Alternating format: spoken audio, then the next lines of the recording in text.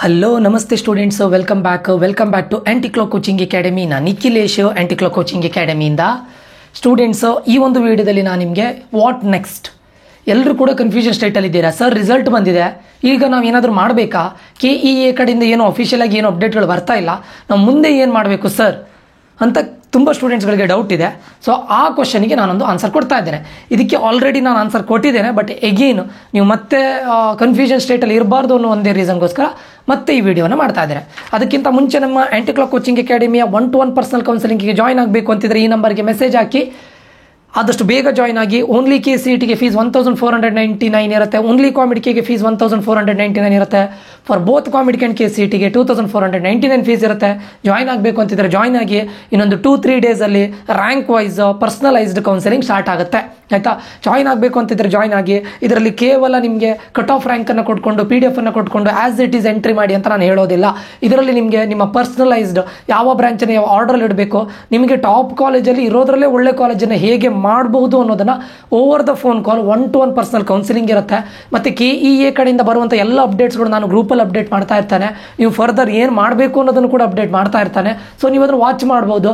ಅದಾದಮೇಲೆ ಏನಾದರೂ ಡೌಟ್ಸ್ ಬಂದರೆ ನೀವು ಮೆಸೇಜ್ ಮಾಡ್ಬೋದು ಅಥವಾ ಕಾಲ್ ಮಾಡ್ಬೋದು. ಇದು ನಮ್ಮ ಕೌನ್ಸಿಲಿಂಗ್ನ ಇದಾಗಿರುತ್ತೆ, 1-to-1 ಪರ್ಸನಲ್ ಕೌನ್ಸಿಲಿಂಗಲ್ಲಿ ಇರುತ್ತೆ. ಜಾಯ್ನ್ ಆಗಬೇಕು ಅಂತಿದ್ದವರು ಆದಷ್ಟು ಬೇಗ ಜಾಯ್ನ್ ಆಗಿ. ಲಿಮಿಟೆಡ್ ಸೀಟ್ಸ್ಗಳಿರುತ್ತೆ, ಆದಷ್ಟು ಬೇಗ ನಾನು ಕೌನ್ಸಿಲಿಂಗನ್ನು ಸ್ಟಾರ್ಟ್ ಮಾಡ್ತಾ ಇದ್ದೇನೆ. ದಯವಿಟ್ಟು ಜಾಯ್ನ್ ಆಗಬೇಕು ಅಂತಿದ್ರೆ ಈ ನಂಬರ್ಗೆ ಮೆಸೇಜ್ ಹಾಕಿ, ಆಯಿತಾ?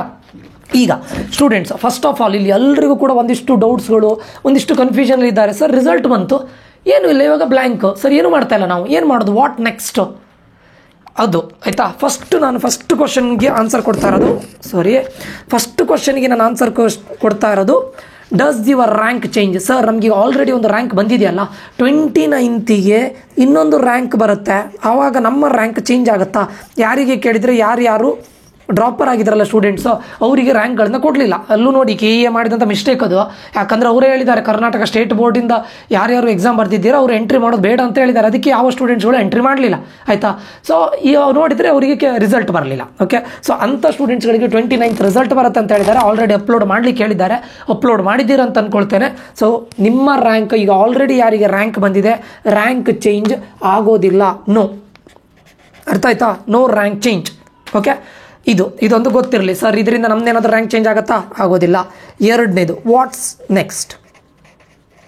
Is next? ಎಲ್ರಿಗೂ ಕೂಡ ಡೌಟ್ ಇರೋದು ಏನಂತ ಕೇಳಿದರೆ, ಸರ್ ಮುಂದೇನು, ನಾವು ಏನು ಮಾಡಬೇಕು? ನಮಗೆ ರಿಸಲ್ಟ್ ಬಂದಿದೆ, ನಾವು ಸುಮ್ಮನೆ ಕೂತ್ಕೊಂಡಿದ್ದೇವೆ ಸರ್, ಏನೂ ಮಾಡ್ತಾ ಇಲ್ಲ. ಸದ್ಯಕ್ಕೆ ನಿಮ್ಗೆ ಏನೂ ಮಾಡಲಿಕ್ಕಿಲ್ಲ, ಆಯಿತಾ? ಇದರಲ್ಲಿ ನೋಡಿ, ಕ್ಲಾಸ್ A ಸ್ಟೂಡೆಂಟ್ಸ್ಗಳಿಗೆ ಆಲ್ರೆಡಿ ಆನ್ಲೈನಲ್ಲಿ ವೆರಿಫಿಕೇಷನ್ ಆಗಿದೆ. ನೀವೇನು ಡಾಕ್ಯುಮೆಂಟ್ ವೆರಿಫಿಕೇಷನ್ಗೆ ಆಫ್ಲೈನಿಗೆ ಹೋಗಬೇಕಂತಿಲ್ಲ, ಆನ್ಲೈನಲ್ಲಿ ವೆರಿಫಿಕೇಷನ್ ಆಗಿದೆ.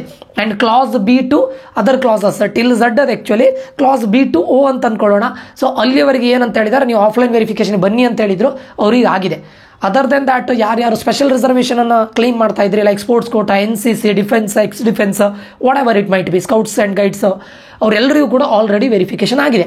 ಇನ್ನು ಈ ಮಂತ್ ಎಂಡ್ವರೆಗೆ ಫಿಸಿಕಲಿ ಹ್ಯಾಂಡಿಕ್ಯಾಪ್ಡ್ ಸ್ಟೂಡೆಂಟ್ಸ್ ಅವರಿಗೆ ಈ ಮಂತ್ ಎಂಡ್ವರೆಗೆ ಆಫ್ಲೈನ್ ವೆರಿಫಿಕೇಷನ್ ಇದೆ.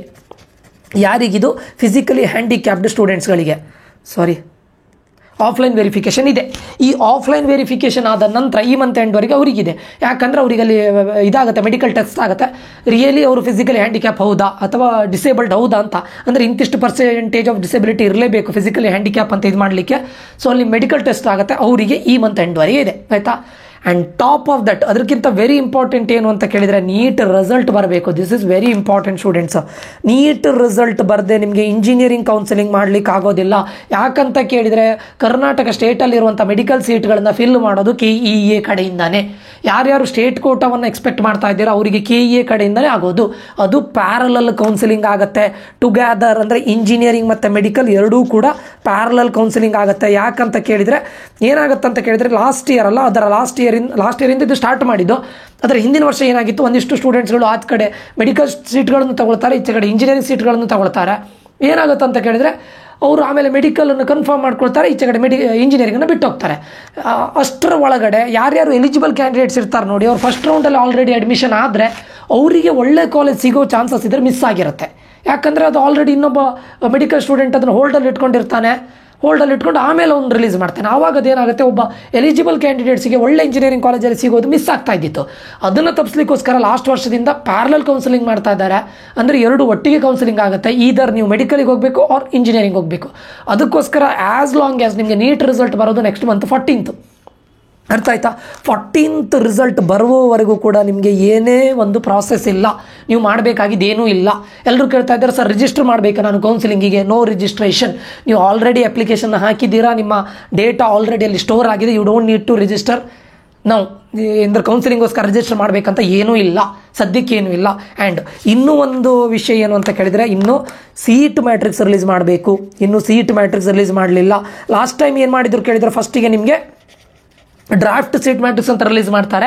ಅದಾದ ಸ್ವಲ್ಪ ದಿನದ ನಂತರ, ಲಾಸ್ಟ್ ಟೈಮ್ ಅರೌಂಡ್ 1 month ತಗೊಂಡಿದ್ರು ಆ್ಯಕ್ಚುಯಲ್ ಸೀಟ್ ಮ್ಯಾಟ್ರಿಕ್ಸ್ ರಿಲೀಸ್ ಮಾಡಲಿಕ್ಕೆ, after release of draft seat matrix.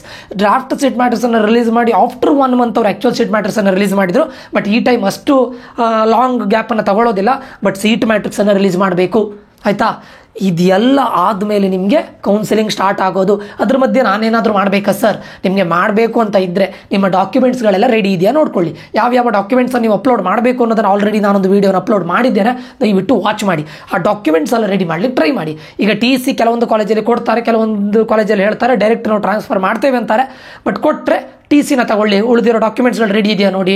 ಈಗ ಏನು ಹೇಳ್ತಾರೆ, ನಿಮ್ಮದು ಮೆಡಿಕಲ್ ಫಿಟ್ನೆಸ್ ಸರ್ಟಿಫಿಕೇಟ್ ಇರ್ಬೋದು, ಅದಿದೆಯಾ ನೋಡ್ಕೊಳ್ಳಿ. ಅಥವಾ ನೀವು Kannada medium, rural, cost category ಏನೇ ಇದ್ದರು 371J ಅದೆಲ್ಲ ರೆಡಿ ಇದೆಯಾ ನೋಡ್ಕೊಳ್ಳಿ, ಆಯಿತಾ? ಸೊ ಇದು ಈಗ ಮಾಡಬೇಕಾಗಿದ್ದ ಕೆಲಸ. ಸದ್ಯಕ್ಕೆ ನಿಮ್ಗೆ ಏನು ರಿಜಿಸ್ಟರ್ ಮಾಡಬೇಕು ಅದು ಇದು ಏನೂ ಇಲ್ಲ, ಅರ್ಥ ಆಯ್ತಾ? ಮತ್ತು ನಿಮಗೆ ಸ್ಟಾರ್ಟ್ ಆಗೋದು ನಿಮ್ಮ ಆಪ್ಷನ್ ಎಂಟ್ರಿ ಅಂತ, ಅಂದರೆ ಒಂದು ಲಿಂಕನ್ನು ಕೊಡ್ತಾರೆ, ಅದಕ್ಕೆ ಲಾಗಿನ್ ಆಗ್ತೀರಾ. ಅಂದರೆ ಲಿಂಕ್ ಕೊಡಲಿಕ್ಕೂ ಮುಂಚೆ ನಿಮ್ಗೊಂದು ಡಾಕ್ಯುಮೆಂಟ್ ವೆರಿಫಿಕೇಷನ್ ಸ್ಲಿಪ್ಪನ್ನು ರಿಲೀಸ್ ಮಾಡ್ತಾರೆ. ಎಲ್ಲರದ್ದು ಆಲ್ರೆಡಿ ಆಗಿದೆ, ಇನ್ನೂ ನೀವು ಡಾಕ್ಯುಮೆಂಟ್ಸ್ ಎಲ್ಲೂ ಸಬ್ಮಿಟ್ ಮಾಡಲಿಕ್ಕಿಲ್ಲ, ಎಕ್ಸೆಪ್ಟ್ ಫಿಸಿಕಲಿ ಹ್ಯಾಂಡಿಕ್ಯಾಪ್ಡ್. ಎಲ್ಲರದ್ದು ಆಗಿದೆ. ಅದಕ್ಕೆ ಒಂದು ಡಾಕ್ಯುಮೆಂಟ್ ವೆರಿಫಿಕೇಷನ್ ಸ್ಲಿಪ್ ಅಂತ ರಿಲೀಸ್ ಮಾಡ್ತಾರೆ. ಆ ಸ್ಲಿಪ್ಪಲ್ಲಿ ಒಂದು ಸೀಕ್ರೆಟ್ ಕೀ ಅಂತ ಇರುತ್ತೆ. ಆ ಸೀಕ್ರೆಟ್ ಕೀಯನ್ನು ಯೂಸ್ ಮಾಡ್ಕೊಂಡು ನೀವು ಆಪ್ಷನ್ ಎಂಟ್ರಿ ಮಾಡುವಾಗ ಲಾಗಿನ್ ಆಗಬೇಕು. ಲಾಗಿನ್ ಆಗಿ ಆಪ್ಷನ್ ಎಂಟ್ರಿ ಮಾಡೋದು. ಆ ಆಪ್ಷನ್ ಎಂಟ್ರಿ ಸ್ಟಾರ್ಟ್ ಆಗಲಿಕ್ಕೂ ನನ್ನ ಪ್ರಕಾರ ನೆಕ್ಸ್ಟ್ ಮಂತ್ ಎಂಡಲ್ಲಿ ಆಗೋದು, almost after 20th, June 20th ನಂತರನೇ ಆಗೋದು. ಆ ಆಪ್ಷನ್ ಎಂಟ್ರಿಗೂ ಕೂಡ ನಿಮಗೆ ಒಂದು 6 to 7 days ಇರುತ್ತೆ. ಆ 7 daysಲ್ಲಿ ನೀವು ಆಪ್ಷನ್ ಎಂಟ್ರಿ ಮಾಡ್ತೀರಾ. ಅದಾದ ನಂತರ ನಿಮಗೆ ಮಾಕ್ ಅಲಾಟ್ಮೆಂಟ್ ರಿಸಲ್ಟ್ ಬರುತ್ತೆ. Last time 2 times Mach allotment result ಕೊಟ್ಟಿದ್ದಾರೆ. ಆ ಮಾಕ್ ಅಲಾಟ್ಮೆಂಟ್ ರಿಸಲ್ಟನ್ನು ಇಟ್ಕೊಂಡು ನೀವು ಕಾಲೇಜ್ ಅಡ್ಮಿಷನ್ ಆಗಲಿಕ್ಕೆ ಆಗೋದಿಲ್ಲ, ನೋ ಅಡ್ಮಿಷನ್, ಅರ್ಥ ಆಯ್ತಾ? ಸೊ ಮಾಕ್ ಅಲಾಟ್ಮೆಂಟ್ ಅಂದರೆ ಅದು ಯಾಕೆ ಕೊಡ್ತಾರೆ ಕೇಳಿದರೆ, ನಿಮಗೆ ಮಾಕ್ ಅಲಾಟ್ಮೆಂಟ್ ಜಸ್ಟ್ ನಿಮಗೆ ಇಂತಿಂಥ ಕಾಲೇಜಲ್ಲಿ ಇಂತಿಂಥ ಸೀಟ್ಗಳು ಆಗ್ಬೋದು. ಆ್ಯಂಡ್ ಅಲಾಟ್ಮೆಂಟ್ ಅಂದರೆ ಏನು ಅನ್ನೋದನ್ನು ಒಂದು ಐಡಿಯಾ ಕೊಡಲಿಕ್ಕೆ ಮಾತ್ರ ಮಾಕ್ ಅಲಾಟ್ಮೆಂಟ್ ಮಾಡೋದು ಸ್ಟೂಡೆಂಟ್ಸ್. ಇದನ್ನು ಇಟ್ಕೊಂಡು ನಾನು ಹೋಗಿ ಅಡ್ಮಿಷನ್ ಆಗ್ತೇನೆ ಅಂದರೆ ಅಡ್ಮಿಷನ್ ಆಗಲಿಕ್ಕೆ ಆಗೋದಿಲ್ಲ. ಹಾಗಂತ ನಿಮಗೆ ಮಾಕ್ ಅಲಾಟ್ಮೆಂಟಲ್ಲಿ ಸಿಕ್ಕಿರೋ ಕಾಲೇಜೇ ನಿಮಗೆ ಫಸ್ಟ್ ರೌಂಡಲ್ಲಿ ಸಿಗುತ್ತೆ ಅಂತ ಹೇಳಲಿಕ್ಕೂ ಆಗೋದಿಲ್ಲ, ಆಯಿತಾ?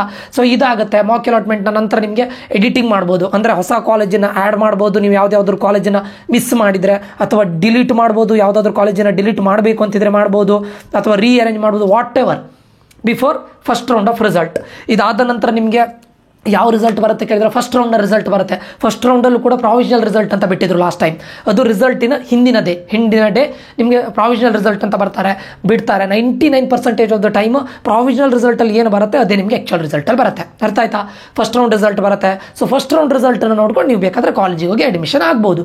ಅಲ್ಲಿ ನೀವು ಚಲನನ್ನು ಡೌನ್ಲೋಡ್ ಮಾಡಬೇಕು, ಬ್ಯಾಂಕಿಗೆ ಹೋಗಿ ಫೀಸ್ ಪೇ ಮಾಡಬೇಕು. 2 ಚಲನನ್ನು ನಿಮಗೆ ವಾಪಸ್ ಕೊಡ್ತಾರೆ. ಅದಾದ ಫೀಸ್ ಪೇ ಮಾಡಿದ 1 hour ನಂತರ ನೀವು ಸೀಟ್ ಅಲಾಟ್ಮೆಂಟ್ ಆರ್ಡರ್ನ ಡೌನ್ಲೋಡ್ ಮಾಡಬೇಕು. ಅದಾದ ನಂತರ ಕಾಲೇಜಿಗೆ ಹೋಗಬೇಕು, ಅಲ್ಲಿ ಫೀಸ್ ಪೇ ಮಾಡಬೇಕು. ನಂತರ ವಾಪಸ್ ಬಂದು ಮತ್ತೆ ನಾನು ಕಾಲೇಜಿಗೆ ರಿಪೋರ್ಟ್ ಮಾಡಿದ್ದೀನಿ ಅಂತ ಮತ್ತೆ ಕೀಗೆ ಲಾಗಿನ್ ಆಗಿ ಇದು ಮಾಡಬೇಕು. ಅದು ಕಂಪ್ಲೀಟ್ ಪ್ರಾಸೆಸನ್ನು ನಾನು ನಮ್ಮ ಕೌನ್ಸಿಲಿಂಗಲ್ಲಿ ಹೇಳಿಕೊಡ್ತೇನೆ, ನೀವು ಯಾವುದು ಮಿಸ್ ಆಗೋದಿಲ್ಲ, ಅರ್ಥ ಆಯ್ತಾ? ಇದು ಅದಾದಮೇಲೆ ಸೆಕೆಂಡ್ ರೌಂಡ್ ಸೇಮ್ ಇದೇ ಥರ ಕಂಟಿನ್ಯೂ ಆಗುತ್ತೆ, ಆಯಿತಾ? ಸೊ ಸದ್ಯಕ್ಕೆ ನೀವು ಮಾಡಲಿಕ್ಕೆ ಏನೂ ಇಲ್ಲ. ಜಸ್ಟ್ ನಿಮಗೆ ಯಾವ ಕಾಲೇಜು, ನನ್ನ ರ್ಯಾಂಕಿಗೆ ಯಾವ ಕಾಲೇಜ್ ಬರ್ಬೋದು, ಯಾವ ಬ್ರಾಂಚ್ ಬರ್ಬೋದು ಅಂತ ಥಿಂಕ್ ಮಾಡಿ ಇಟ್ಕೊಂಡಿರಿ, ಅಷ್ಟೇ ಲಿಸ್ಟ್ ಮಾಡಿ ಇಟ್ಕೊಂಡಿರ್ಬೋದು. ಅದು ಬಿಟ್ಕೊಂಡು ನೀವು ಏನೂ ಮಾಡಲಿಕ್ಕೆ ಆಗೋದಿಲ್ಲ. ಸದ್ಯದ ಮಟ್ಟಿಗೆ ಯಾವ ಪೇರೆಂಟ್ಸ್ಗಳಾಗಲಿ ಯಾವ ಸ್ಟೂಡೆಂಟ್ಸ್ಗಳಾಗಲಿ ಟೆನ್ಷನ್ ತೊಗೊಳ್ಳಿಕ್ಕೆ ಹೋಗಬೇಡಿ. You have more than enough time, ಅರ್ಥ ಆಯ್ತಾ? ಮತ್ತು ಸರ್ ನಂದು ರಿಸಲ್ಟ್ ರ್ಯಾಂಕ್ ಜಾಸ್ತಿ ಬಂದಿದೆ, ಏನಾದರೂ ಆಗುತ್ತಾ ಅದ್ರ ಬಗ್ಗೆ ನಾನು ಹೇಳ್ತೇನೆ, ಆಯಿತಾ? ಮತ್ತೊಂದು ಕೆಲವೊಂದು ಯೂಟ್ಯೂಬರ್ಸ್ಗಳು ಏನು ಮಿಸ್ಇನ್ಫಾರ್ಮೇಷನ್ ಕೊಡ್ತಾ ಇದ್ದಾರೆ ಕೇಳಿದರೆ, ಇರೋದು ಲಾಸ್ಟ್ ಇಯರ್ ಇದ್ದಿದ್ದು 3 rounds ಅಷ್ಟೇ. ನೆನಪಿಟ್ಕೊಳ್ಳಿ, KCETಯಲ್ಲಿ ಇರೋದು 3 rounds ಆಫ್ ಕೌನ್ಸಿಲಿಂಗ್ ಅಷ್ಟೇ. ಅದರಲ್ಲಿ first round, second round, second extended round ಅಂತ ಕರೀತಾರೆ. ಥರ್ಡ್ ರೌಂಡ್ ಅಂತಲೂ ಕರಿಬೋದು, ಸೆಕೆಂಡ್ ಎಕ್ಸ್ಟೆಂಡೆಡ್ ರೌಂಡ್ ಅಂತಲೂ ಕರಿಬೋದು, ಅಥವಾ ಅದನ್ನು ಕ್ಯಾಶುವಲ್ ವೇಕೆನ್ಸಿ ರೌಂಡ್ ಅಂತಲೂ ಕರೀತಾರೆ KCETಯಲ್ಲಿ, ಅರ್ಥ ಆಯ್ತಾ? ಸೆಕೆಂಡ್ ಎಕ್ಸ್ಟೆಂಡೆಡ್ ಅಥವಾ ಥರ್ಡ್ ರೌಂಡ್, ಓಕೆ? ಸೊ ಇದನ್ನು 3 rounds ಆಫ್ ಕೌನ್ಸಿಲಿಂಗ್ ಇರುತ್ತೆ, 4 rounds ಇರೋದಿಲ್ಲ. ಕೆಲವೊಂದು ಯೂಟ್ಯೂಬರ್ಸ್ 4th ರೌಂಡ್ ಅಂತೆ, 4 ರೌಂಡ್ ಇರೋದಿಲ್ಲ ಸ್ಟೂಡೆಂಟ್ಸ್, ಇರೋದೇ 3 ರೌಂಡ್ಸ್ ಆಫ್ ಕೌನ್ಸಿಲಿಂಗ್. ಅರ್ಥ ಆಯ್ತಾ? ಇದೊಂದು. ಇನ್ನು 5th ಅನ್ನೋ ಎಲ್ರಿಗೂ ಇರುವಂಥ ದೊಡ್ಡ ಡೌಟ್ ಏನಂತ ಕೇಳಿದರೆ, ಸರ್ ನನ್ನ ರ್ಯಾಂಕ್ 1 lakh ಪ್ಲಸ್ ಇದೆ, ನನಗೆ ಕಾಲೇಜ್ ಸಿಗುತ್ತಾ ಇಲ್ವಾ ಅಂತೇಳಿ ಡೌಟ್ ಇದೆ. ನೋಡಿ ಸ್ಟೂಡೆಂಟ್ಸ್, ಲಾಸ್ಟ್ ಇಯರ್ನ ಕಟ್ ಆಫನ್ನು ಅನಲೈಸ್ ಮಾಡಿ ನಾನು ಮುಂದೊಂದು ವೀಡಿಯೋನ ರಿಲೀಸ್ ಮಾಡ್ತೇನೆ ಇದಕ್ಕೆ related. But no need to worry, 1 lakh ಇದ್ದವರಿಗೂ ಸೀಟ್ ಸಿಕ್ಕಿದೆ. ಕೆಲವೊಂದು ಟೈಮ್ ಯಾವ್ದ್ರ ಮೇಲೆ ಡಿಪೆಂಡ್ ಆಗಿರುತ್ತೆ, ನಿಮ್ಮ ಕ್ಯಾಟಗರಿ ಮೇಲೆ ಡಿಪೆಂಡ್ ಆಗಿರುತ್ತೆ. ಅಪ್ ಟು 2 lakhs ಇದ್ದವರಿಗೂ ಸೀಟ್ ಸಿಕ್ಕಿದೆ. ಆ್ಯಂಡ್ ನೀವು ತಗೊಳ್ಳುವಂಥ ಬ್ರಾಂಚ್ ಮೇಲೆ ಡಿಪೆಂಡ್ ಆಗಿರುತ್ತೆ. ಆಯಿತಾ? ಮತ್ತೆ sir cut off rank increase ಆಗುತ್ತಾ? Most of the time cut off rank increase ಆಗುತ್ತೆ. ಬಟ್ ನಾನು ಆಲ್ರೆಡಿ ಹೇಳಿದ್ದೇನೆ, ಕಟ್ ಆಫ್ ರ್ಯಾಂಕ್ ಇನ್ಕ್ರೀಸ್ ಆಗುವಂಥ ಫ್ಯಾಕ್ಟರ್ ಯಾವುದು ಅಂತ ಕೇಳಿದರೆ, ಒಂದು ಇಲ್ಲಿ JEE ಹೋಗುವಂಥ ಸ್ಟೂಡೆಂಟ್ಸ್ಗಳಿದ್ದಾರೆ, ಕಾಮಿಡಿಕೆ ಹೋಗುವಂಥ ಸ್ಟೂಡೆಂಟ್ಸ್ಗಳಿದ್ದಾರೆ, ಆಮೇಲೆ ನೀಟ್ ಥ್ರೂ ಮೆಡಿಕಲ್ ಹೋಗುವಂಥ ಸ್ಟೂಡೆಂಟ್ಸ್ಗಳಿದ್ದಾರೆ. ಕೆಲವೊಂದಿಷ್ಟು ಸ್ಟೂಡೆಂಟ್ಸ್ಗಳು ಫಸ್ಟ್ ರೌಂಡನ್ನು ನೋಡ್ತಾರೆ, ಅದಾದ ನಂತರ ನನಗೆ ಬೇಡ, ನಂಗೆ ಬೇಕಾಗಿರೋ ಕಾಲೇಜ್ ಸಿಗ್ತಾ ಇಲ್ಲ ಅಂತ ಎಕ್ಸಿಟ್ ಆಗೋರು ಇದ್ದಾರೆ. ಸೊ ತುಂಬ ಫ್ಯಾಕ್ಟ್ರಿಗಳು ಮ್ಯಾಟ್ರ್ ಆಗುತ್ತೆ. ಆ್ಯಂಡ್ ಮೇಜರ್ಲಿ ಫ್ಯಾಕ್ಟ್ರ್ ಮ್ಯಾಟ್ರ್ ಆಗೋದೇನು ಅಂತ ಕೇಳಿದರೆ seat matrix. Every year seat increase ಆಗುತ್ತೆ, ಈ ವರ್ಷವೂ ಇನ್ಕ್ರೀಸ್ ಆಗುತ್ತೆ. ಮಿನಿಮಮ್ ಒಂದು 4000 ಸೀಟ್ಸ್ ಇನ್ಕ್ರೀಸ್ ಆದರೆ 100% ನಿಮ್ಮ ಕಟ್ ಆಫ್ ರ್ಯಾಂಕ್ ಇನ್ಕ್ರೀಸ್ ಆಗುತ್ತೆ. ಹಾಗಂತ ಎಲ್ಲರದ್ದು ಕಟ್ ಆಫ್ ರ್ಯಾಂಕ್ ಇನ್ಕ್ರೀಸ್ ಆಗುತ್ತಾ ಸರ್? It depends. ಯಾವ ಕಾಲೇಜಲ್ಲಿ ಯಾವ ಸೀಟ್ ಇನ್ಕ್ರೀಸ್ ಆಗಿದೆ, ನಿಮ್ಮ ರ್ಯಾಂಕ್ ಎಷ್ಟು, ನಿಮಗೆ ಸಿಗುವಂಥ ಕಾಲೇಜ್ನ ಹಿಂದಿನ ಕಾಲೇಜ್ ಯಾವುದು, ಅದರದ್ದು ಎಷ್ಟು ಸೀಟ್ಸ್ ಇನ್ಕ್ರೀಸ್ ಆಗಿದೆ, ಎಲ್ಲದು ಮ್ಯಾಟ್ರ್ ಆಗುತ್ತೆ. ಬಟ್ ಡಿಕ್ರೀಸ್ ಆಗೋದು ತುಂಬ ತುಂಬ ತುಂಬ ರೇರ್. ಇನ್ಕ್ರೀಸೇ ಆಗುತ್ತೆ. ಸೀಟ್ ಮ್ಯಾಟ್ರಿಕ್ಸ್ ಮೇಲೆ ಎಷ್ಟು ಇನ್ಕ್ರೀಸ್ ಆಗುತ್ತೆ ಅಂತ ಹೇಳ್ಬೋದು. ಆಯಿತಾ? ಸೊ ಇದ್ರ ಬಗ್ಗೆ ನಾನು ಸಪ್ರೇಟ್ ಒಂದು ವೀಡಿಯೋ ಮಾಡ್ತೇನೆ. 1 lakh ಪ್ಲಸ್ ಇದ್ದವರಿಗೆ ಸೀಟ್ ಸಿಕ್ಕಿದಾ ಇಲ್ವಾ ಅನ್ನೋದನ್ನು ಸಪ್ರೇಟ್ ವೀಡಿಯೋ ಮಾಡ್ತೇನೆ. ಆಯಿತಾ? ಓಕೆ ಸ್ಟೂಡೆಂಟ್ಸ್, ಇದಿಷ್ಟು ಈ ಒಂದು ವಿಡಿಯೋದಲ್ಲಿ. ಈ ಒಂದು ವಿಡಿಯೋ ಇನ್ಫಾರ್ಮೇಟಿವ್ ಆಗಿದ್ರೆ ಲೈಕ್ ಮಾಡೋದನ್ನು ಮರಿಬೇಡಿ, ಶೇರ್ ಮಾಡೋದನ್ನು ಮರಿಬೇಡಿ, ಸಬ್ಸ್ಕ್ರೈಬ್ ಮಾಡೋದನ್ನು ಮರಿಬೇಡಿ. ಆ್ಯಂಡ್ ಮತ್ತೊಂದು ಸ್ಟೂಡೆಂಟ್ಸ್, ಸದ್ಯಕ್ಕೆ ನಿಮ್ಮ ಮಾಡಲಿಕ್ಕೆ ಏನೂ ಇಲ್ಲ. ಅರ್ಥ ಆಯ್ತಾ?